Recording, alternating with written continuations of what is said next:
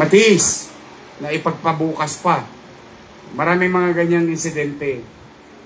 And fortunately, we have able people, assets of the city government just sitting there. And I told them, kahit na wala tayong kapera-pera, pigain nyo lahat ang bimpo dyan. Gusto kong maayos, lalong madaling panahon, yung emergency room. Eh, ang balita ko, mas maganda dati yung opisina ng direktor kaysa sa emergency room ninyo. Instagrammable daw. And how can you do that? That's why we have to put a stop on this.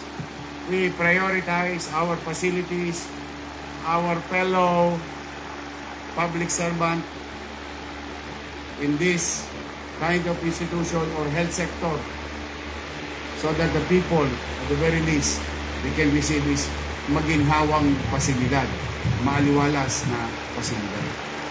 Today, after a few weeks, just a few weeks, I am on my 93 days. 93 days na ba? Haba na? 3 buwan na Pat. 3 buwan na. We opened Baseco Hospital, the Cat Lab, health centers and libraries, and yesterday, your fellow doctors, nurses, and BHW, and barangay nutritionists, we visited San Nicolas, yung ospital ng Sampaloc, ospital na parang resort. Yung San Nicolas Health Center na may farm. Eh, dinidiligan sa loob. Everywhere. Everywhere. Alam nyo, na mapanghinaan ka ng loob kung makikita mo talaga. Believe ako sa mga doktor doon. Natiis nilang walang lumilingon sa kanilang gobyerno. Ang ikamamatay mo doon, mold eh. Yung amag, ang ikamamatay mo doon, kuryente. At yung pasyente, sigurado ako pag nauntog, patay. Hindi sa untog, sa tetano. That's how worse. You know, my description is like, ano to, Somalia? That's how it is, mga nanay at tatay ko. My fellow public servant. Those days are gone. Yes, gipit tayo.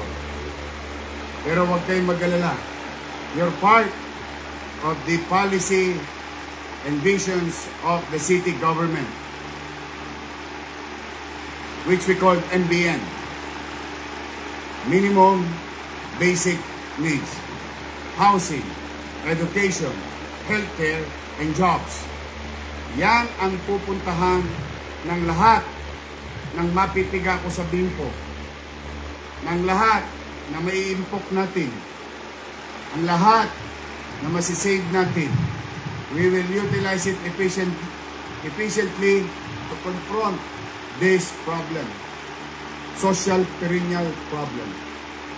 Habang katulad ng mga inaasahan ng mga lolo't lola ko, mabigat yun ha.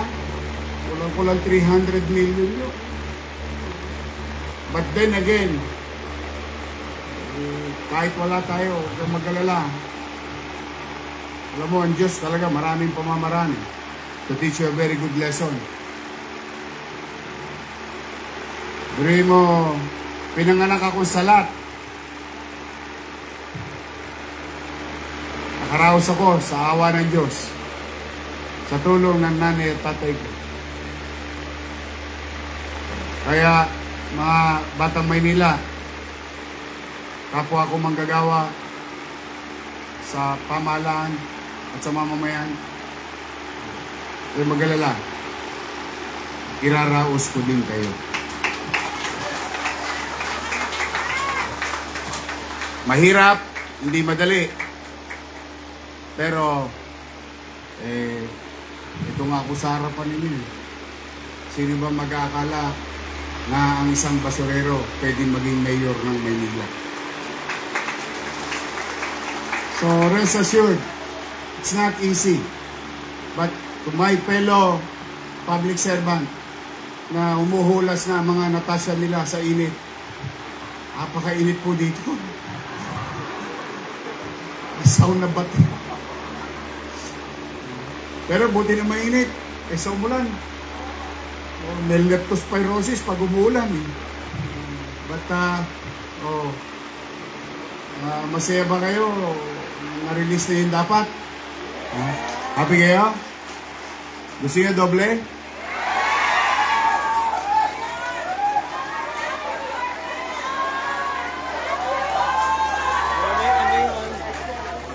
Sa mga matatanda, kami-kami lang nagkakaintindihan. Umanatag kayo, sabi ko nga. Sabi nga sa kasabihan, di ba? Good things come to those.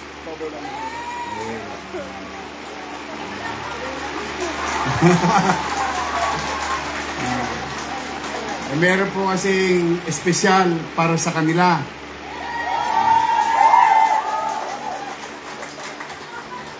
Nung makita ko yun, pinagpasyahan ko agad. Kaya tingin ko, nasa mga ATM na nila yon last week pa. O malay nyo, magde-Disyembre na. O yan, the same thing, ito mga barangay chairman natin. Mga kagawad, shout out ha. Barangay Tanod, EXO, Secretary Treasurer, sa mga chairman. Tingnan ninyo ha, may pera sila. Nakalaan para sa kanila. Ang tawag doon ay share nila sa city. First quarter, second quarter. Hindi binigay sa kanila. Hindi binigay sa kanila. Nahukay ko lang eh. Totoo po, nahukay ko lang, nakita ko lang. Ba't hindi ito binibigay sa barangay? Lalo na ngayon, limasing po tumpukan ng dilubyo sa lungsod. O marami nangangailangan. Ayan, tanungin niyo sila. Kakampi, kalaban, wala kong sinino, 896 barangay. Naibigay ko yung first quarter at second quarter ng share nila.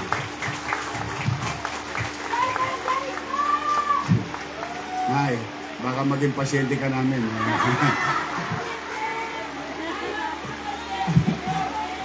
Kaya basta hindi siya perfecto ha. It will never be perfect, no? There will be no perfect government that I can offer you. Lagi ako best effort. At kung kinakailangan gastahin ko ng katawan ko,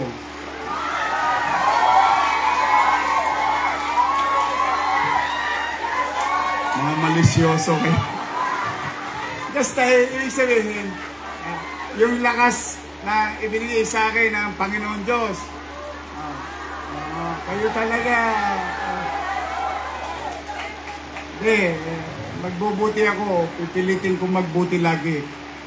Magiging efficiente tayo. O sa mga doktor, ngitian nyo naman yung mga pasyente ko. Yun lang naman ang, hindi, isipin nyo na lang. Pag numiti ako, meron na naman kami kay Yorme. Mga nurses, mga ating other non-medical staff. Pagliguran natin. Gusto ko ipaalala sa puso't isipan ninyo. Ano nga ba ang dahilan ko noong unang araw na nagpasya ko sa aking sarili na sumapi sa pamahalaan? Ano ang dahilan ko? Ano ang purpose ko? I know along the way, maraming naging problema, emotional, professional, and so on and so on. But let's go back from the beginning.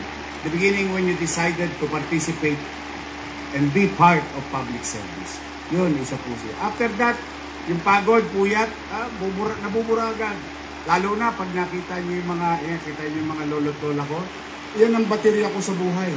Sa dinami-dami ng pinoproblema ko para sa lungsod, pag ako nakakakita ng matandang lalaki, matandang babae, nangiti, natutuwa. Ano na ako? Refill na. Charge na ako. Totoo. Kasi lahat tayo dyan pupunta eh. Una-una lang yan eh. Kung sino pa yung masama, yun ang tumatagal eh. Hindi, totoo. Yung may paramdam natin sa tao na mahirap ang buhay. Maraming pagsubok, pero maparamdam lang natin sa tao na merong gobyerno nagmamahal sa kanya, ipinagmamalasakit siya, inuunawa siya. At the very least, yun yung may paramdam natin. Yun lang, wala naman akong ibang ano.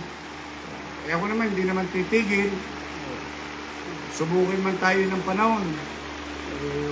Hanggat kaya ko loobin nawa ng Diyos na talagang, kung pwede nga na wag na matulog eh.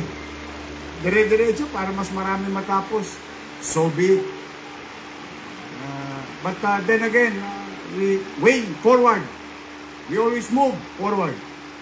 We forget what happened in the past. But always remember lessons learned in the past. Because those lessons will teach us to be a better person tomorrow. Laging move forward tayo. At tingnan nyo, yung PhilHealth, may event tayo, nandito, kasama natin. DOH, PhilHealth. Kasi sila mismo, nahalataan na nila eh. Anong nahalataan nila? Ay, talagang desidido tong gobyerno ng Maynila na puhunanan ang kanyang programang pangkalusugan. I mean, you cannot, maybe one event, two events, but naturally as you progress with time, you'll see the real you, the real thing. No? Sabi nga, kabugin mo man ang ginto, ang tanso. Tanso pa rin yan. Pero ang ginto, kahit luma, konting nyangga lang, kikinis na ulit yun, kikintab na ulit yun, at makikita ang totoo. Yan ang tapat at totoo.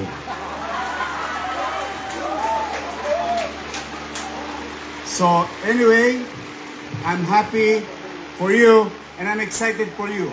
Now, Yorme, tanong ng mga taga-Sampaloc, tanong ng mga doktor, kailan po matatapos yan? Baka siyam-siyam. Tama naman.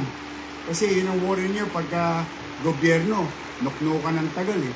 Eh yung inuhukay nga dyan sa ilan na namatay, hindi pa tapos yung inuhukay sa Tuason. Ang dami na naburol dyan. Pero, ngayon, kailan ito?